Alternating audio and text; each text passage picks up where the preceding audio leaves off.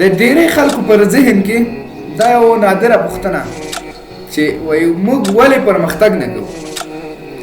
نو دا چې وایي موږ ولې پرمختګ نه کوو د دې ځواب ډېر دي، خو یو چې کامن ځواب ورته ما فکر وکړ، یعنی ما ته یو مشهوره ویناوال اسکیټي یعنی سوشیش کمار تیواری د هغه په وینا چې داسې یو څه وایي چې پرمختګ غواړي، وایي څوک پرمختګ کوي؟ وایي ته چې 12 ساعته ویدې پرمختګ کوي، یعنې ته چې د خوب څخه لاس نشي اخیستی ته غواړې پرمختګ وکړي، ته چې د پرمختګ دپاره د خوب قرباني نشي ورکولی ته غواړې پرمختګ وکړي.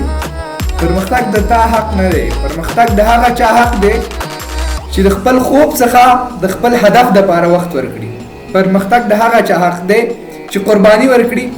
ته چې هر پرمختګ غواړې، که ته په کانکور کې پرمختګ غواړې، که ته په طب کې پرمختګ غواړې، که ته د پوهنتون په نمرو کې پرمختګ غواړې، یو هغه قرباني دې ولیکې چې تا ورته ورکړي. یعنې فکر نه کوم چا چې قرباني ورکړې وي او پرمختګ ته نه یې رسېدلی.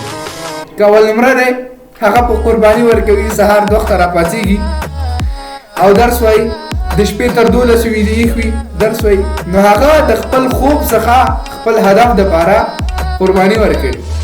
نو دا چې نه قرباني ورکوي او پرمختګ هم غواړي دا یو ناانصافي وي.